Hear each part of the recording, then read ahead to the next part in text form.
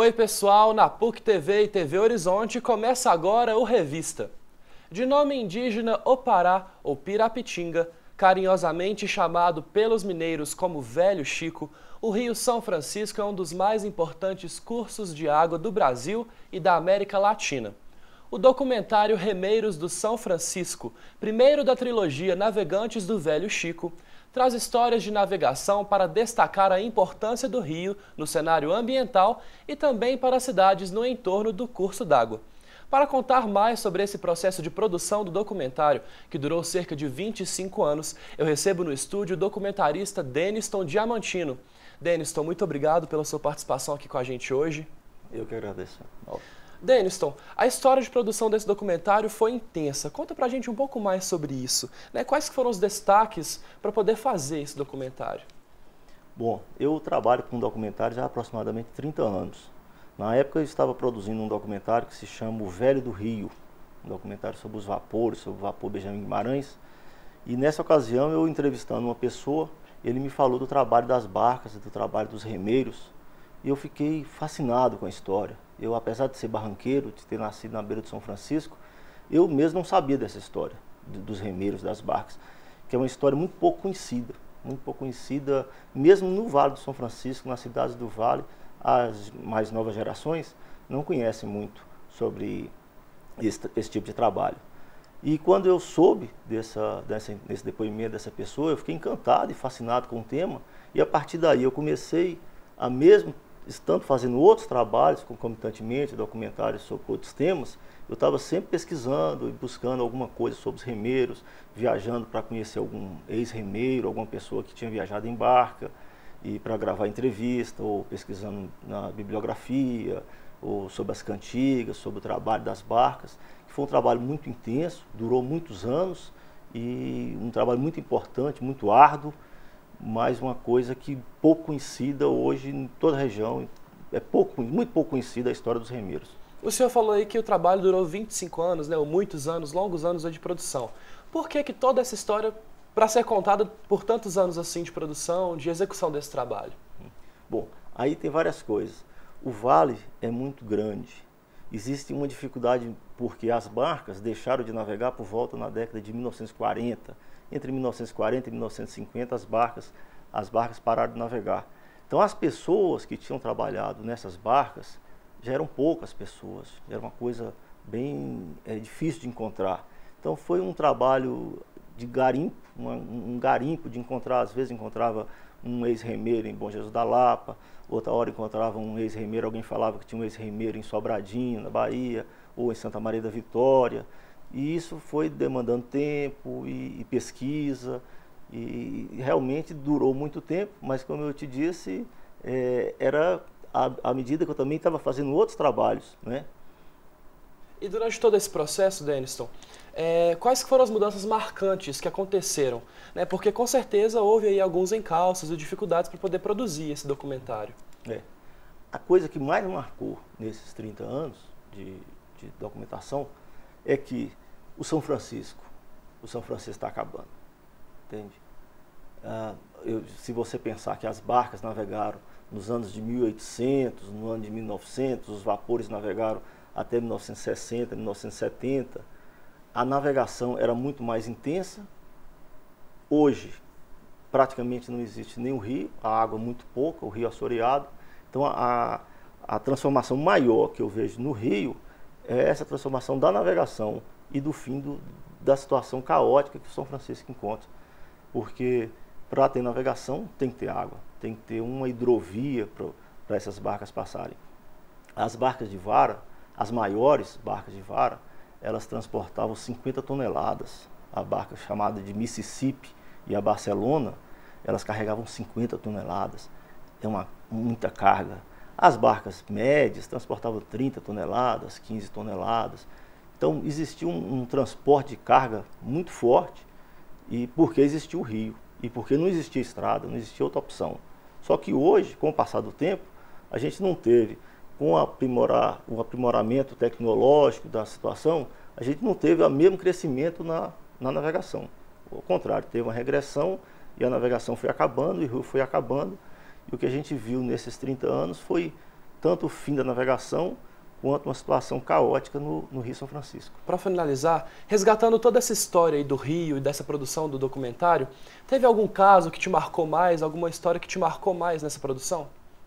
Bom, o que mais me marcou nessa produção desse documentário sobre os remeiros, primeiro foi a história do sofrimento, que é uma história de muito sofrimento, a história dos remeiros.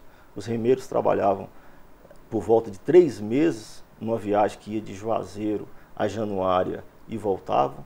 Nesses 3 meses, eles faziam a viagem subindo o rio, com a vara no peito, empurrando a barca com a vara.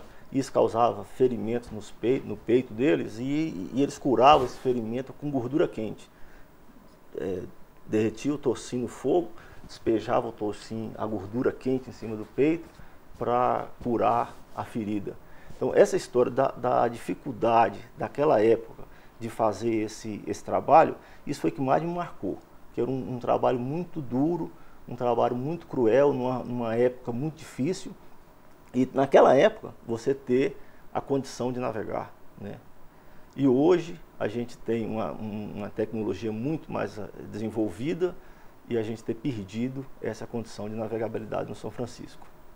Denniston, eu estou aqui com o DVD, né, do documentário, e fala para o pessoal de casa que está nos assistindo onde que eles podem assistir e conferir o documentário também. Os horários de exibição, os locais. O Remeiros do São Francisco, nessa sexta-feira, dia 27 de março, está sendo lançado aqui em Belo Horizonte, no CREA Cultural, dentro de um programa que chama CREA Cultural. Ele vai ser apresentado também em Juazeiro, na Bahia, na Universidade do Vale do São Francisco, em 22 de abril. Vai ter também um lançamento na Casa da Memória, em Januária, no dia 10 de abril. E vai ser distribuído a partir da semana que vem no nosso site www.oparavideos.com.br. Tá certo. Muito obrigado, viu, Denniston, por poder estar aqui conosco e compartilhar um pouco mais dessa história do Rio São Francisco e da produção do documentário. Ok, eu que agradeço. Atualmente, a sociedade vive em um contexto de avanços digitais significativos. Dentro desse cenário, um dos desafios é aliar a tecnologia e a educação. Em Belo Horizonte, uma escola municipal da região centro-sul da capital começou a utilizar netbooks com o intuito de impulsionar o ensino em sala de aula. Veja os detalhes nesse projeto na reportagem a seguir.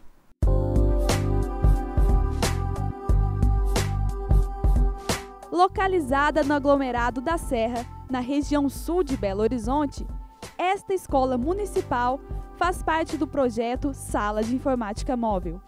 A instituição foi uma das primeiras a receber os netbooks que são usados em sala de aula. O SIM quer dizer Sala de Informática Móvel. A escola não tem espaço para criar um laboratório de informática. Então, esse laboratório, ele vem até as salas de aula com os aparelhos, tá? E é desenvolvido um trabalho em parceria com as professoras para alfabetizar tanto a língua como matemática, né? Também serve para os alunos fazerem pesquisas nas outras áreas do conhecimento. Nós conseguimos relacionar o conteúdo que nós trabalhamos diariamente, né? Com as aulas que são ministradas uma vez por semana. Durante as pesquisas na internet, os estudantes recebem apoio dos monitores. Eles também ajudam quando os alunos não entendem o funcionamento dos jogos.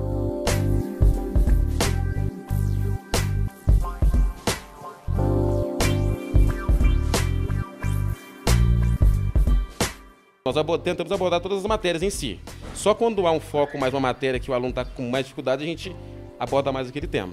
Aí faz uma pesquisa na internet, com a própria professora mesmo, que ela me orienta, me auxilia com isso, e a gente trabalha com os alunos. É mais questão da internet, tem também alguns jogos, né, educativos no próprio netbook. Faz o planejamento, né, acerca das dificuldades dos alunos, seja no campo da matemática ou do português, ou da língua escrita, né? E nós conseguimos, temos alcançado grandes êxitos com isso. Eu gosto de jogar no computador, escrever no computador, aprendo a ler, que é mais fácil.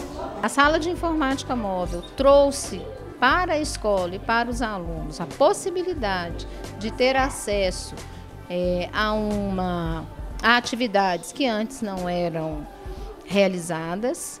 Acessibilidade, logicamente, isso melhorou, né? Porque antes não era viável, nem se podia imaginar num laboratório de informática na Edson Pisani, pela questão de espaço, né?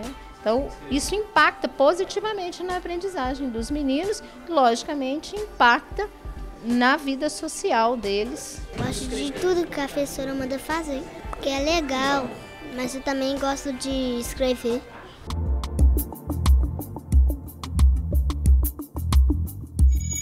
Para esta especialista em educação, é preciso investir na formação continuada dos professores. A falta do conhecimento dificulta a implementação da tecnologia na sala de aula. A eficácia do uso da tecnologia ela é comprovada, mas ela vem junto normalmente com uma reforma curricular, dando significado ao conteúdo para os alunos, com o desenvolvimento dos professores e com um novo formato de avaliação. O primeiro passo para desenvolver um projeto com o uso de novas tecnologias seria focar esse projeto em objetivos bem claros de ensino, né? Então, partiria do professor. Depois, na organização dos recursos humanos, na organização do suporte da infraestrutura da tecnologia que a escola possui e também no monitoramento desses passos do projeto. Se começa sem saber o andamento total do projeto, sem ter noção da complexidade do projeto que vai desenvolver, dificulta para o professor. Então ele vai aprendendo no caminho, ao invés de planejar e já conhecer as etapas e facilitar o monitoramento e avaliação desses objetivos.